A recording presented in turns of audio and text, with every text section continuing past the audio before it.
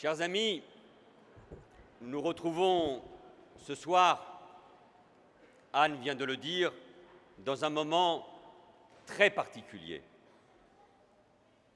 Le 13 novembre, notre pays, Paris, sa capitale, Saint-Denis, ont été frappés comme jamais. La France, prouvée, s'est alors rassemblée. Et elle a montré son plus beau visage, celui de l'unité. De partout, les témoignages de solidarité sont venus. Chacun, dans le monde entier, a bien compris qu'en ciblant notre jeunesse, ouverte, diverse, c'était le message universel de la France, son message d'émancipation et de progrès, son art de vivre, oui, sa culture, que l'on a voulu atteindre. Et en frappant la France, c'est bien sur sa belle devise « Liberté, égalité, fraternité » que l'islamisme radical, le terrorisme, le totalitarisme ont voulu tirer un trait. Mais la France est plus que jamais debout pour mener et gagner cette guerre qui nous a été déclarée. Et dans ces moments, à nul autre pareil, dans ces moments où s'éprouve le courage, la maîtrise, le sang-froid, le sens de la décision de l'État et de l'intérêt général, sur le plan national comme sur le plan international, je veux dire, mais je sais parler en votre nom, mon estime, notre soutien pour le chef de l'État, pour le président de la République, pour François Hollande. Avec force, avec dignité, le président de la République a su trouver les mots, faire les gestes et surtout, une nouvelle fois, prendre les décisions qui s'imposaient. Il a incarné et il incarne la nation, l'État, le peuple rassemblé et nous sommes à ses côtés, debout pour dire que nous gagnerons cette guerre contre la barbarie. Oui, nous sommes debout ensemble, nous sommes debout et plus que jamais, le monde se tourne vers la France parce qu'elle fait face à l'épreuve, parce qu'elle incarne aussi l'espoir. Oui, curieux paradoxe, hasard des calendriers, au moment même où l'on essaie de mettre la France genoux, elle est bien là, au rendez-vous de la conférence Paris Climat, qui a réuni plus de 150 dirigeants lundi au Bourget, en Seine-Saint-Denis. Là est pleinement mobilisée pour faire émerger un engagement collectif fort et sauver notre planète. Et une fois encore, la France démontre à ceux qui en douteraient, à ces chroniqueurs du déclin, que la France est un grand peuple capable d'aller puiser au fond de lui-même les ressources pour faire face et continuer d'avancer, de vivre et de porter cet espoir d'une société plus juste, plus fraternelle et plus écologique. Oui, soyons plus que jamais fiers de cette France debout. Chers amis, cette campagne, il fallait qu'elle s'interrompe pour rendre hommage à nos morts, pour se souvenir de ces victimes, pour accompagner leurs familles, leurs proches, pour accompagner les blessés. Il fallait aussi donc qu'elle soit là pour rendre hommage à tous ceux qui ont été touchés, meurtris dans leur chair. Et il fallait aussi cette campagne, qu'elle reprenne, mais pas comme avant. Chacun l'a bien senti. Plus encore, et Anne le soulignait avec force, nous devons, par nos comportements, par nos mots, par notre action, nous hisser collectivement à la hauteur du moment, à la hauteur de l'exigence de notre époque et surtout de l'exigence et de l'attente des Français. En faisant taire les querelles inutiles, en refusant ces petites attaques qui font perdre beaucoup de temps, en étant dignes. Et nous, et je salue les membres du gouvernement, nous gouvernons, nous assumons avec la majorité les responsabilités dans ces moments particuliers et nous portons avec le chef de l'État le destin de la France. Nous devons être dignes et nous le sommes et nous devons le rester, non seulement jusqu'à la fin de la campagne et après. C'est sans doute l'une des grandes leçons que nous devons tirer de tous ces derniers mois. Et cette campagne qui a repris, cette élection qui va avoir lieu, c'est en effet la plus noble des réponses que la démocratie peut faire à la barbarie et aux ennemis de la République. Le rendez-vous de dimanche, le 6, celui du 13, ces rendez-vous n'ont jamais été aussi importants. Ce sont des moments déterminants. Le 6, c'est un moment déterminant. Il est aussi la réponse que nous allons donc donner à ceux qui ont voulu entrer avec une violence absolue dans notre histoire. Et dans de telles circonstances, se rendre aux urnes est plus qu'un devoir, c'est une exigence.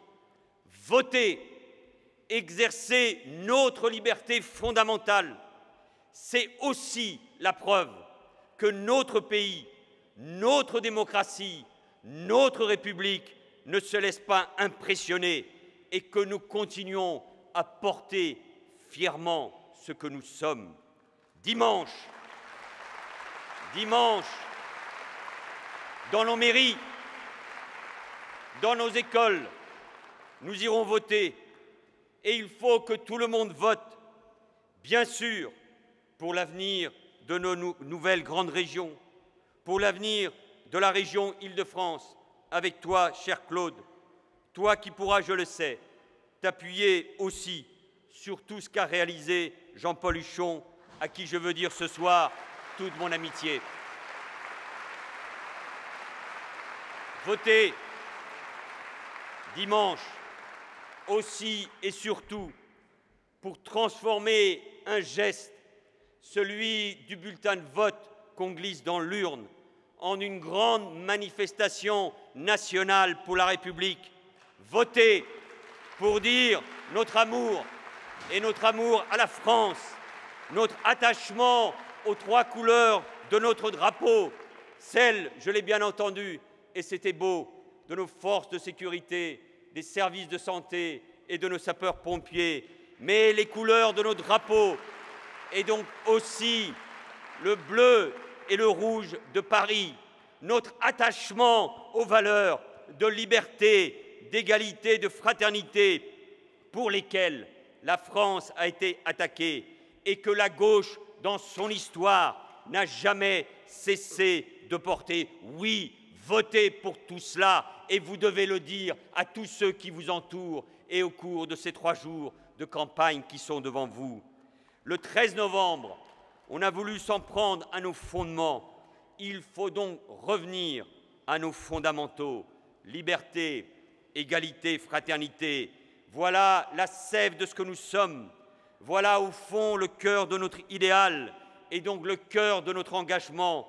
Voilà le programme qu'ensemble, ici et au-delà, nous portons. La liberté d'abord, cette liberté guidant le peuple de Paris sur les barricades, cette liberté, ces libertés si chèrement acquises, liberté de penser, de s'exprimer, de croire ou de ne pas croire, liberté de se rassembler, de se syndiquer, d'entreprendre, liberté de créer, de critiquer, de caricaturer, à l'image de Charlie Hebdo et de ses victimes et de ce héros. Liberté, oui, liberté, au-delà de tous les déterminismes, de choisir sa vie. Ce sont ces libertés qui font la France, qui la font briller, innover, avancer. Ce sont ces libertés que nous défendons et que nous défendrons toujours. C'est le message du peuple de France et de Paris, sans jamais baisser la garde. Et le socle de toutes ces libertés, c'est bien évidemment la sécurité. Oui, Anne, tu as raison, ce n'est pas sécurité ou liberté, ce débat n'a pas de sens. Où est derrière nous, c'est sécurité et liberté, comme nous le défendons depuis longtemps, ces élus dont je suis, de la banlieue et des quartiers populaires, qui savent que la liberté est un principe fondamental, que la sécurité et la liberté sont profondément liées. Nous n'avons pas à choisir, et les Français n'ont pas à choisir entre les deux. La sécurité, c'est la condition de tout, car sans sécurité, c'est toujours la loi du plus fort qui s'impose au détriment des plus fragiles et des plus modestes. C'est pour garantir notre sécurité, pour défendre nos libertés, que nous luttons, et c'est l'urgence, contre le terrorisme. Nous avons toujours été lucides. Nous savons que la menace est là pour durer. Nous savons qu'ils peuvent de nouveau frapper en France et en Europe. Nous savons que cette menace est une donnée structurante de notre époque. Et c'est pour garantir notre sécurité, c'est pour défendre nos libertés que le président de la République a décidé d'engager nos armées au Mali en janvier 2013 et pour aider et sauver ce pays ami. C'est pour cela qu'il a décidé d'engager nos forces armées au Sahel, en Irak et en Syrie pour aller frapper les djihadistes dans leurs bastions. Et depuis le 13 novembre, au Levant, nous avons intensifié nos opérations dans le cadre d'une large coalition. Et je veux saluer nos soldats au Sahel, je veux saluer nos pilotes des Mirages et des Rafales qui interviennent en Irak et en Syrie, qui sont là pour protéger nos valeurs et notre liberté. C'est pour garantir notre sécurité, pour défendre nos libertés, que dès 2012, nous avons agi en tirant les enseignements du passé, mais aussi des évolutions de la menace terroriste. Nous avons légiféré à 4 reprises 2 lois antiterroristes en 2012 et en 2014, 2 lois sur le renseignement en 2015, dont la dernière vient d'être promulguée ce lundi. Et ces textes ont permis à nos services d'adapter leurs outils, leurs dispositifs aux évolutions de cette menace terroriste. Nous avons également modernisé les structures. J'étais alors ministre de l'Intérieur, avec la création de la Direction générale de la sécurité intérieure, renforcé les effectifs, les moyens techniques et les compétences, et ce, dès 2014. Nous avons enfin, alors que les renseignements généraux avaient été supprimés, redonné toute sa place au renseignement territorial, car protéger, c'est d'abord être quotidiennement au plus près du terrain. Et nous poursuivrons, bien sûr, nous poursuivrons nos efforts, notamment en matière de lutte contre la radicalisation, sans chercher de soi-disant explications, car il n'y a pas d'explication, de justification possible qui ne soit pas aujourd'hui des insultes à la mémoire des victimes. Il faut toujours chercher les causes, mais chercher les causes n'excuse rien.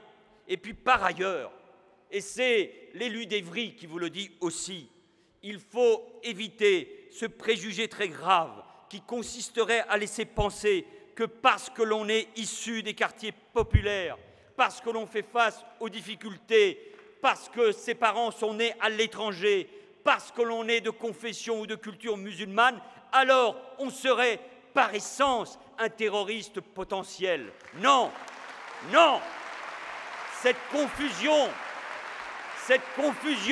des esprits, cette tautologie-là même si elle s'appuie sur les meilleurs sentiments, je la refuse. Une minorité idéologisée, une minorité embrigadée, une minorité qui représente bien sûr des centaines, voire des milliers aujourd'hui d'individus gangrénés par cette idéologie totalitaire qu'est l'islamisme radical, dérivé du salafisme. Voilà ce que nous devons combattre et nous devons le dire parce que les Français attendent de chacun d'entre nous cet engagement.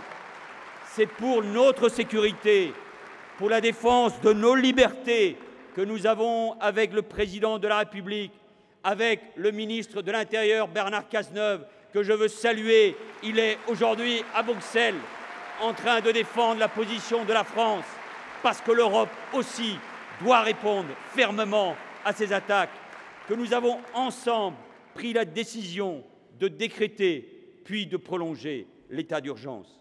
Nous le savons tous ici, l'état d'urgence a été et est une mesure grave, difficile bien sûr à prendre, mais c'est ce que nous avons fait avec sang-froid, parce que les circonstances étaient exceptionnelles, parce que la France était attaquée, parce que la menace était, reste et restera à un niveau sans précédent. Mais l'état d'urgence, ce n'est pas une démonstration de force, c'est la réponse de notre démocratie, encadrée par la loi, par le Parlement et bientôt par notre Constitution. Ce n'est pas la mise entre parenthèses de la légalité républicaine. Ce ne sera jamais un renoncement à nos libertés publiques. C'est au contraire une démonstration d'efficacité, de rapidité, sans rien renier des principes généraux de notre droit, de notre Constitution, de notre démocratie. L'état d'urgence, chers amis, mesdames et messieurs, protège nos libertés, protège les Français. Et je veux remercier tous les parlementaires qui ont voté, en sachant que c'était un acte important, cet état d'urgence, députés et sénateurs présents ici. Et les mesures sont efficaces. Nous avons pu assigner 330 personnes dangereuses à résidence, mener 2235 perquisitions administratives, saisir 334 armes, dont 34 armes de guerre, et déjouer, comme nous le faisons depuis des mois, des tentatives d'attentats.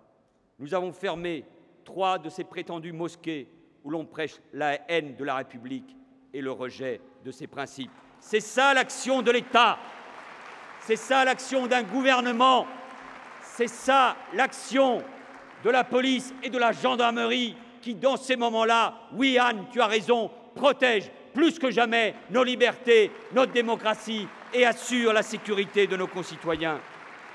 Tout cela, c'est la démonstration que face à la menace, nous ne cédons pas, nous restons fidèles à ce que nous sommes, un peuple libre dans un État de droit. La sécurité, la défense des libertés, c'est la lutte contre le terrorisme. C'est aussi pouvoir rentrer chez soi sans subir la loi des trafiquants. C'est prendre les transports en commun sans craindre de se faire agresser. C'est lorsqu'on est une femme, ne pas se faire harceler. Et quand on est un jeune, ne pas se faire racketter. Protéger, permettre aux citoyens de vivre librement, tranquillement, c'est le rôle le plus essentiel de l'État. C'est pour cela que nous avons fait de la sécurité une priorité en y affectant les ressources nécessaires, celles que la majorité précédente avait supprimées, même si j'entends quelques mea culpa aujourd'hui. Entre 2012 et 2017, nous aurons ainsi créé 10 300 postes de policiers et de gendarmes supplémentaires, alors que 13 000 avaient été supprimés. Nous aurons donné à nos forces de l'ordre, celles dont nous sommes si fiers, et à la justice les moyens d'agir plus Et en Île-de-France, comme ailleurs, nous obtenons des résultats Sur ces 10 derniers mois, les cambriolages dans les résidences principales ont diminué de 3 %. Elles avaient déjà baissé de 7 % l'année d'avant.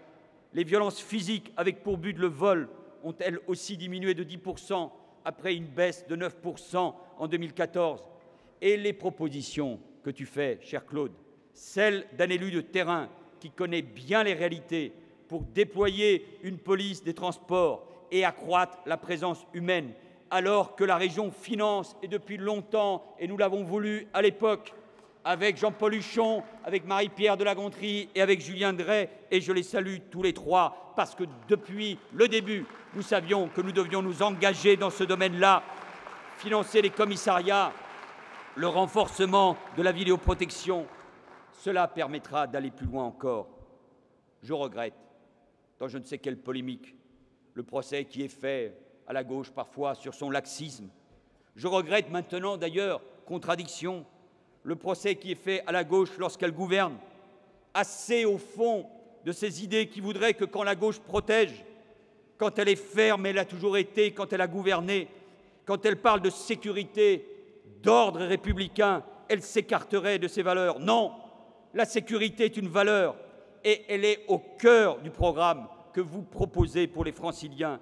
C'est ça leur attente et nous y répondons. Nous incarnons au fond un message simple.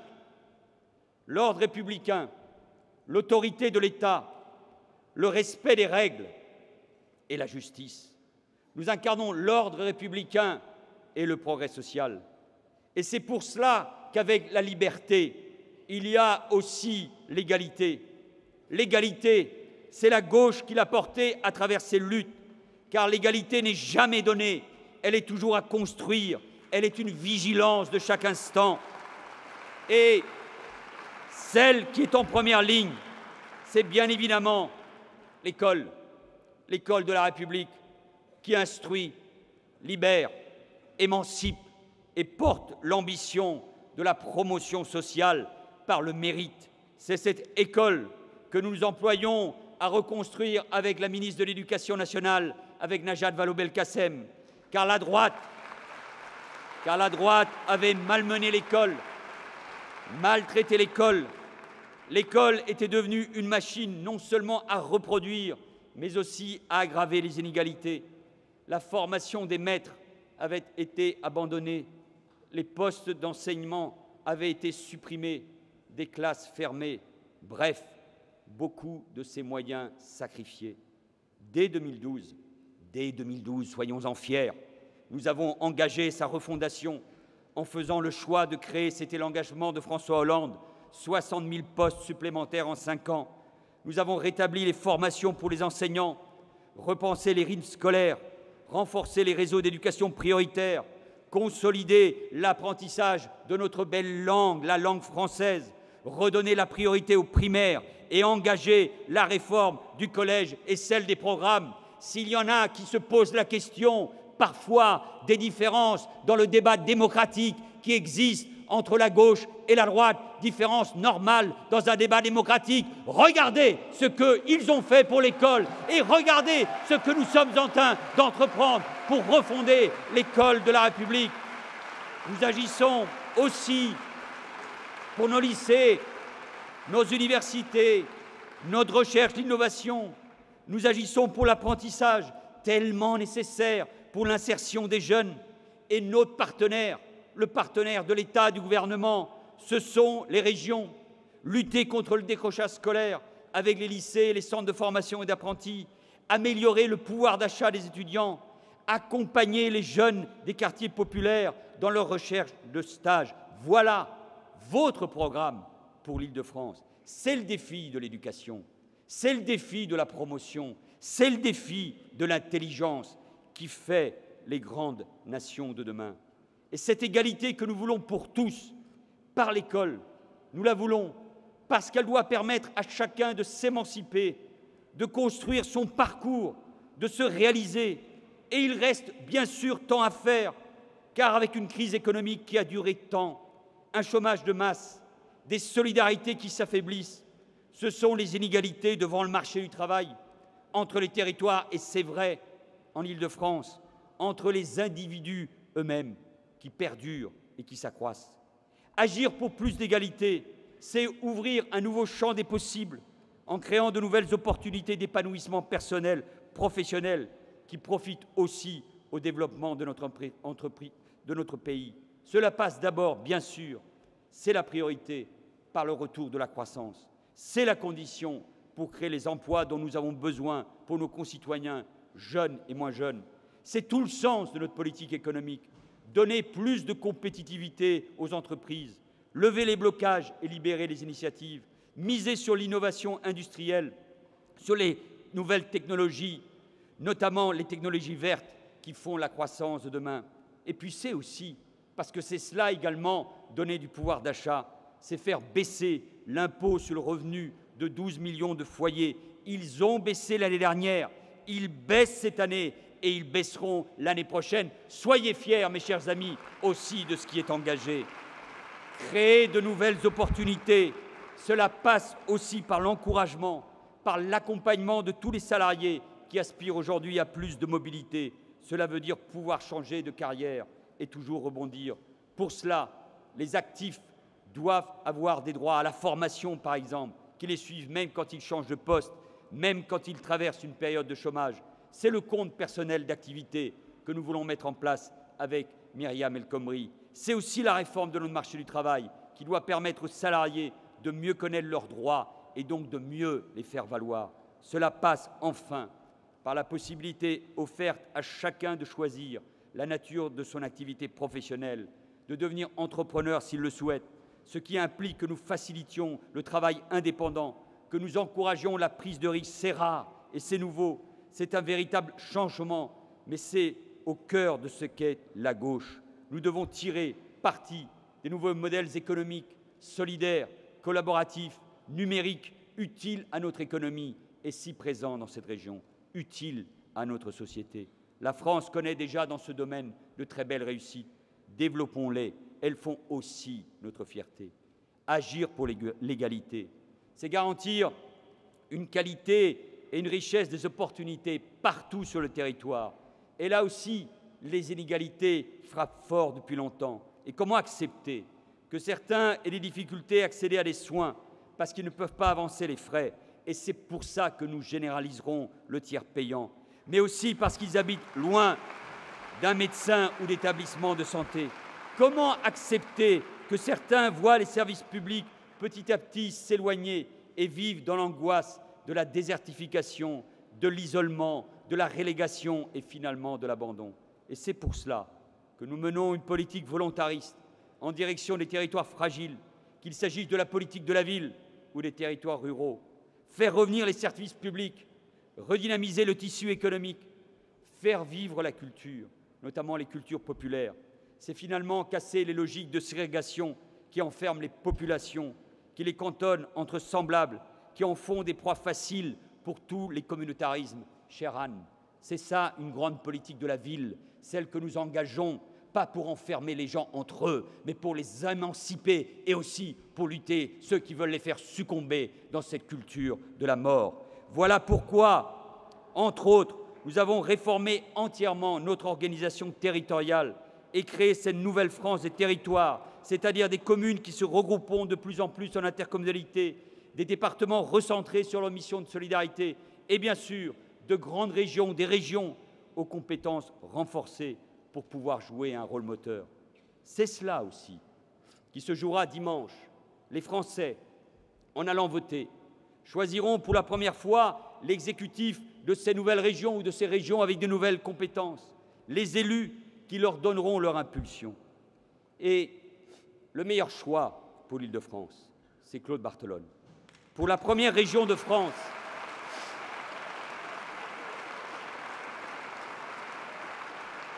pour la première région de France, pour la première région d'Europe, il faut un homme d'expérience. Il l'est. Un homme qui connaît bien la diversité de nos territoires franciliens. Il la connaît bien. Il faut un homme qui sait rassembler, fédérer, animer. Il le fait avec rigueur, esprit républicain à la présidence de l'Assemblée nationale. Pour cette grande région, il faut d'abord et dans ce moment-là, c'est indispensable, un homme qui ait le sens de l'État et un grand républicain. Et Claude Barthelone a ce sens de l'État et c'est un grand républicain.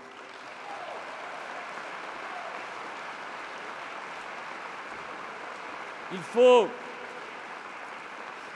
un homme de gauche, ouvert, qui aime la discussion, qui sait où il va, chaleureux, et pas seulement parce qu'il vient du Sud. Et c'est lui qui porte votre ambition, notre ambition, à travers ses qualités, ce parcours, son projet, pour une Île-de-France humaine. Une région de gauche, c'est une région dans laquelle une formation professionnelle est garantie à tous les demandeurs d'emploi, dans laquelle on construit des maisons de santé, où les livres scolaires sont gratuits pour les élèves, dans laquelle on aide les jeunes à passer leur permis de conduire et donc à s'émanciper. C'est une région dans laquelle les transports coûtent le même prix, qu'on habite au cœur de Paris, à Pantin, à Saint-Migné-le-Temple ou à Évry. C'est le pass Navigo à tarif unique. Cela existe depuis peu, mais cela peut ne plus exister demain. À nos concitoyens donc de choisir la région qu'ils veulent pour eux et pour leurs enfants. Agir pour l'égalité, c'est enfin affronter cette question. Comment expliquer qu'à parcours équivalent, qu'à qualification équivalente, certains ne bénéficient pas des mêmes opportunités? Et la réponse tient en un mot: les discriminations qui portent sur les origines, la couleur de peau, le patronyme ou parce que l'on est une femme ou l'adresse d'un quartier. Ces discriminations, ces blessures, ces fractures qui font si mal à tant de nos concitoyens, à tant de nos jeunes. Nommer ces discriminations, c'est l'étape incontournable pour les traiter vraiment, et donc redonner confiance et sens à la promesse républicaine. Ne rien faire, c'est ouvrir un boulevard à la victimation, à l'enfermement et au repli. L'État, les pouvoirs publics, la région ont un rôle à jouer pour lutter efficacement contre les discriminations. Et il faut donc que la société dans son ensemble, que cette société se réveille. Les entreprises, les associations, les syndicats, au fond, toutes les forces vives de la nation. Oui, parce qu'il y a la liberté, parce qu'il y a l'égalité et parce qu'il y a enfin la fraternité. C'est souvent l'oublié de notre devise, car elle ne dicte pas une obligation de l'État envers les citoyens, mais elle exprime un idéal de relations humaines des citoyens entre eux. C'est la fraternité qui donne tout son sens à la liberté et à l'égalité. C'est la fraternité qui donne tout son sens à notre pacte social et républicain. Et le principe qui rend, mes chers amis, mes chers compatriotes, cette fraternité possible, qui l'organise même, c'est la laïcité. Elle affirme que la religion est un choix personnel qui ne peut être imposé aux autres, et donc le voile intégral, la burqa doivent être bannis de l'espace public avec la plus grande fermeté. C'est cela la laïcité. C'est aussi cela notre conception de la place et du rôle des femmes dans notre société. La République libère les femmes et elle refuse qu'elles soient enfermées derrière un voile intégral ou imaginaire. Car si elle l'accepte, c'est la République, nous tous, qui ferions un pas en arrière. Et moi, comme vous, je ne veux plus que sur ces sujets, la République et la France reculent. Et c'est à nous, hommes et femmes de gauche, de brandir plus que jamais cette valeur et cette force que représente la laïcité.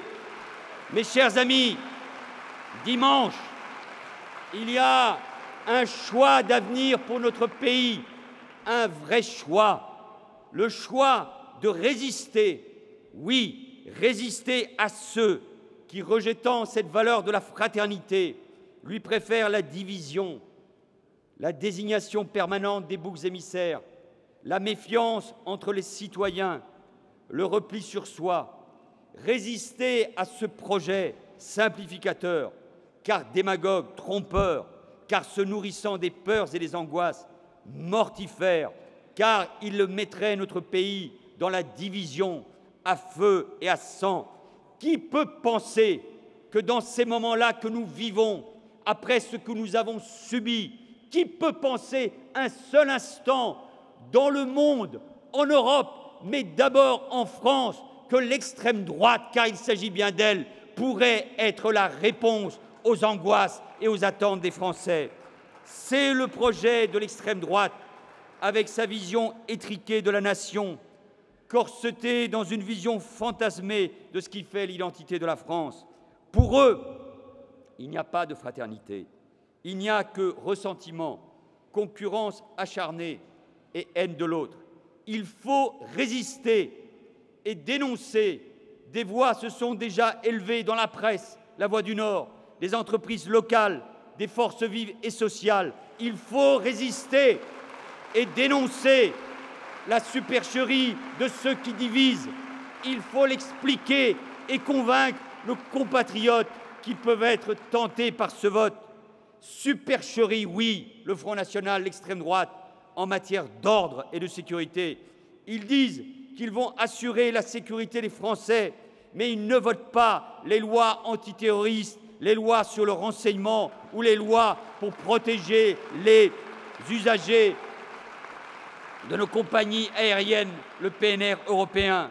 Supercherie économique, car la sortie de l'euro, les frontières que l'on ferme sans discernement, c'est l'affaiblissement du pouvoir d'achat, la fin des opportunités économiques, la ruine des épargnants et des petits retraités. Supercherie sociale, supprimer les subventions au planning familial, c'est remettre en cause le droit fondamental des femmes à disposer de leur corps.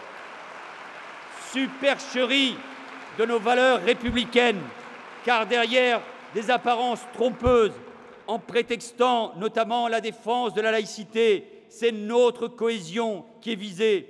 Ce sont des Français, fils ou petits-fils d'immigrés qui sont visés. Ce sont des Français juifs qui sont visés, car derrière un discours policé, il y a des candidats qui se lâchent ou d'autres encore qui font une quenelle. Derrière ces mêmes discours policés, il y a le racisme et ses attaques permanentes contre les musulmans de France. Face à cela, dimanche et le dimanche d'après, c'est à nous et à personne d'autre de dire ce qu'est la France, ce que c'est être français. C'est le sentiment d'appartenir à une même patrie, c'est le partage d'un même patrimoine, d'une même histoire, d'une même langue, celle de Rimbaud, celle de Ferrat, celle de Zebda. Oui, cette langue, cette belle langue que nous devons défendre, cette culture qui est au corps même de ce que nous sommes, cette langue et cette culture que nos parents nous ont transmis et que nous transmettrons à notre tour. Et c'est une même volonté d'aller de l'avant, de construire ensemble, avec nos valeurs, l'avenir de notre pays. Dimanche, revendiquons ce joli mot de patriotisme que certains confondent avec le nationalisme. Non, notre patriotisme, ce patriotisme généreux, celui de la Révolution française et de nos valeurs, ce patriotisme qui, Romain Gary l'a si bien formulé, est l'amour des siens, alors que le nationalisme, c'est la haine des autres. C'est à nous de dire, et à nous d'abord,